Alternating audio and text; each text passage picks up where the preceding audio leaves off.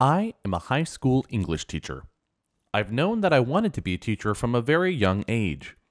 I used to tutor other students when I was in high school myself, and that continued through college as well. I love analyzing and understanding literature and breaking down character motivations, so it made sense for me to become an English teacher. I started teaching at a private school a year ago. I used to teach at the local public school, but they had to lay off a lot of teachers due to budget cuts, and they decided to retain the English teacher that had been there for longer than I had. While I was sad to leave the kids I had been teaching for 2 years behind, I was glad to be employed at a private school. Private school means a more permanent position as well as higher salary. The new school's curriculum is more in-depth than the other one I was teaching at in my old school. It meant that I was spending a lot of my time at home doing research and collecting notes for all the works that I had been teaching that semester.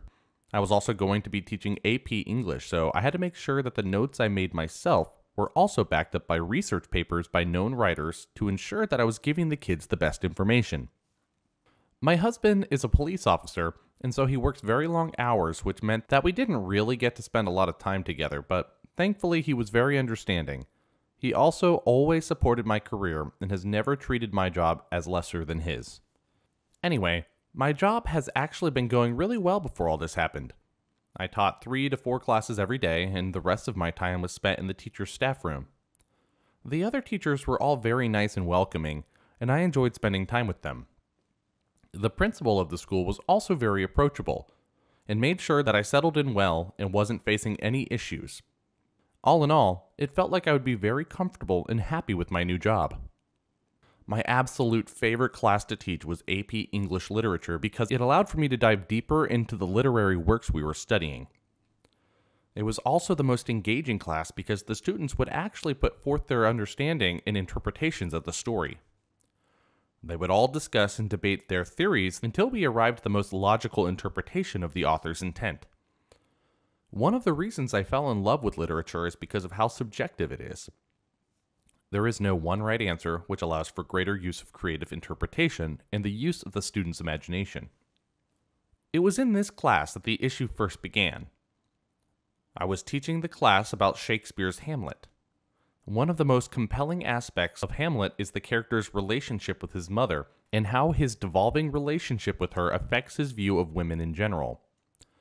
One of the students in my class, I'll call him Brian, was having a little difficulty understanding their relationship and Hamlet's subsequent misogyny, so we had a class discussion to allow him to hear all the different perspectives and form his own conclusion about the characters and their dynamic. During the discussion, the other students talked about how Hamlet felt betrayed by his mother and was disgusted at her choosing to marry Claudius, his uncle and the man who had his father killed. Due to his mother's betrayal, Hamlet starts treating all women as being unfaithful and fickle creatures. This is especially evident in his treatment of Ophelia. The class and I used the incidents that occur in the play to explain to Brian Hamlet's misogyny. Brian understood what we were all trying to say. He said that the complexities of the play made it really interesting and that he couldn't wait to get started on the essay I had assigned to do about the play. All in all, it was a very normal class interaction, which is why I was very surprised when I was called into the principal's office the next morning.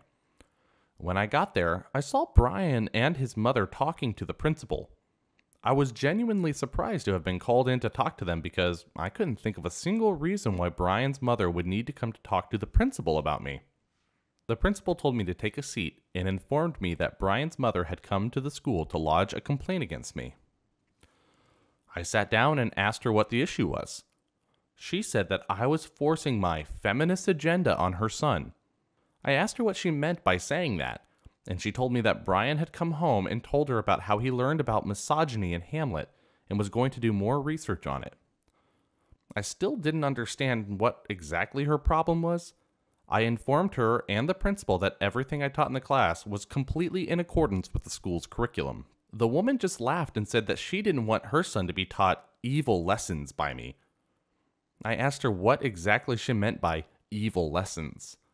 She said that she knew that I had been teaching Brian about sexism and racism and other woke ideas, and she didn't want her son to be taught any of that. I told her that I only taught the kids about theories that pertained to the text we were studying. I told her I wasn't forcing any of my personal views on the children. That's when the principal backed me up. He said that all of the school's teachers went through a proper period of observation, where he sat in on our classes for a week.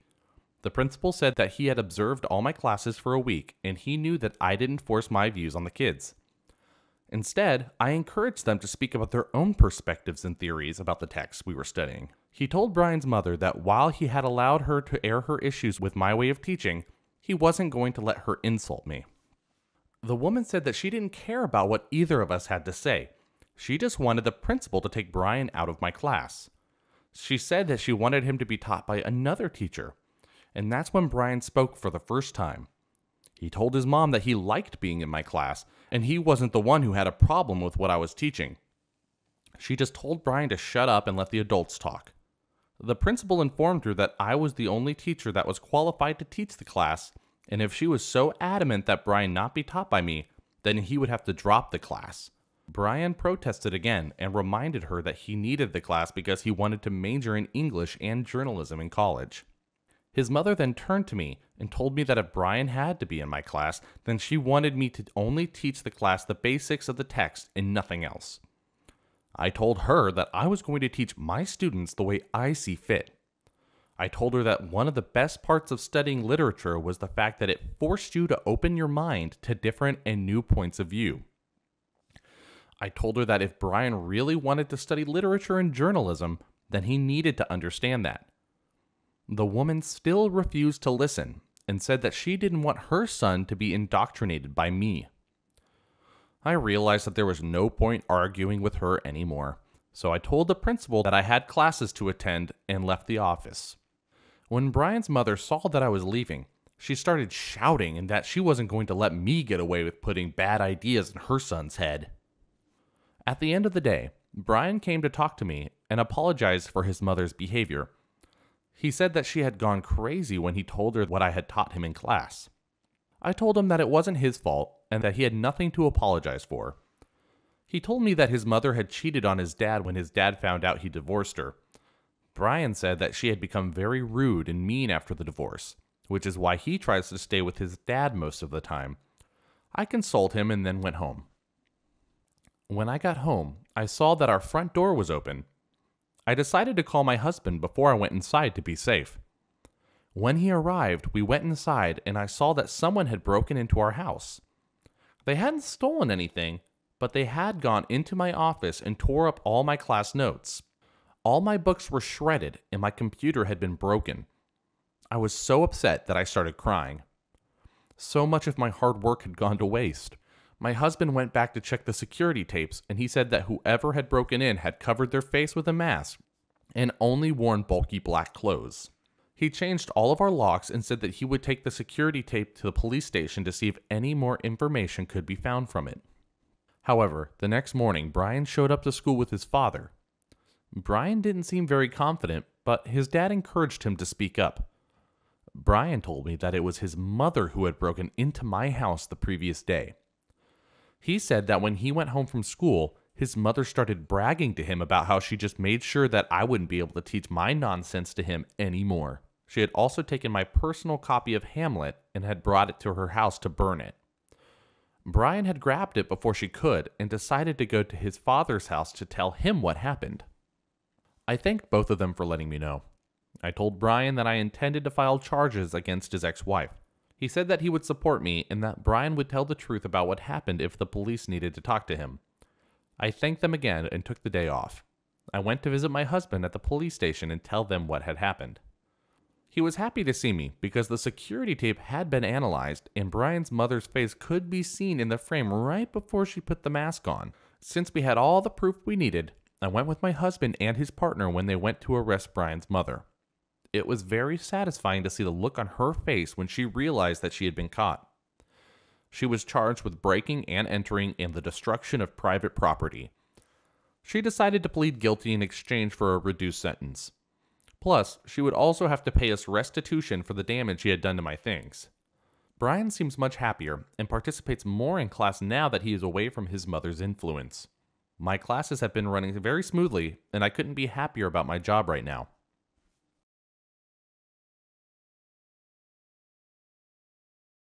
Many years ago, I, a female, was dating someone, male, that hurt me, humiliated me, and didn't stop to think about how it could backfire on him. He pursued me.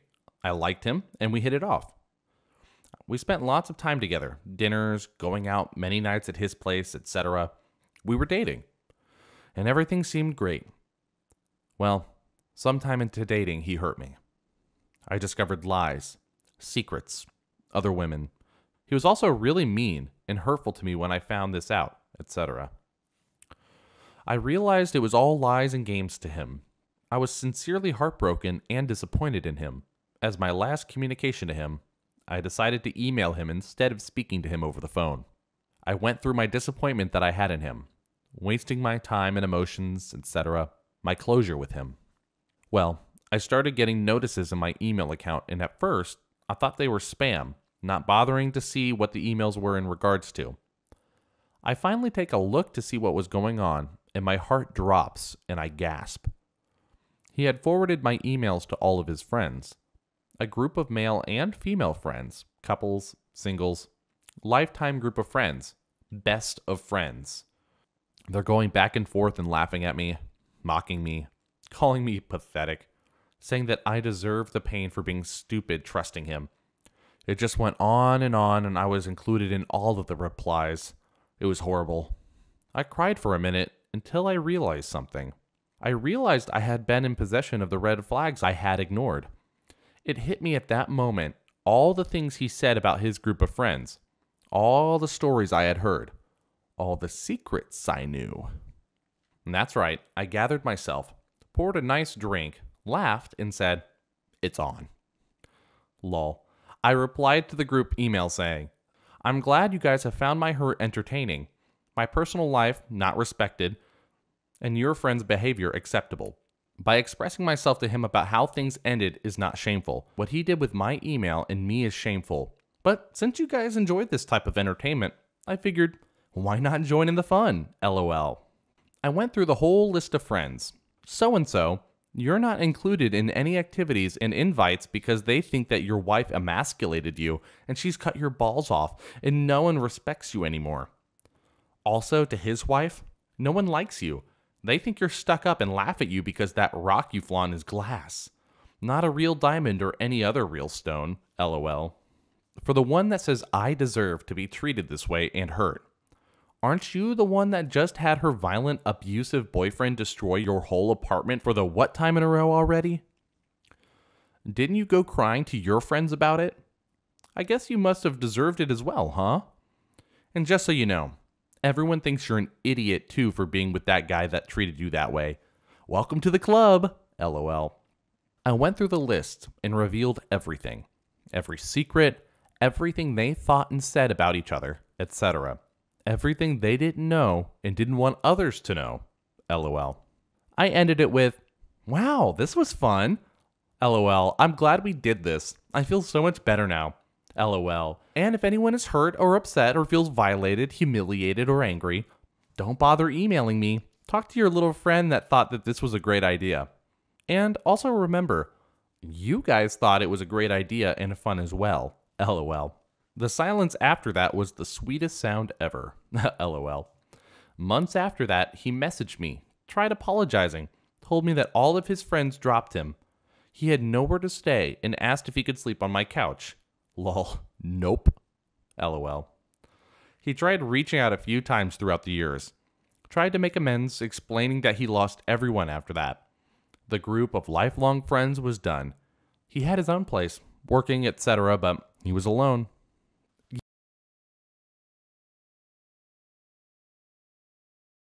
Years ago, I attended a large urban university that I commuted to.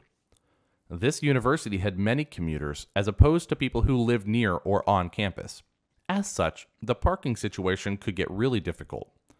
If you arrived there during the busier times, about 10 a.m. to noon, because what college student wants to start class before 10 a.m., am I right? Finding a parking spot close to the center of campus was really difficult.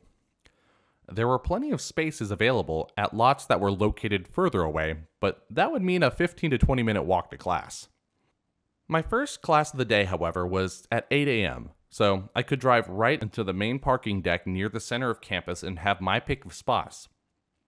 By the time I would leave campus, the parking deck would be full of panicked students driving like maniacs through the parking deck, trying to find a parking spot in the very full deck, and hoping to get lucky that they'd see someone pulling out and be able to snag that spot.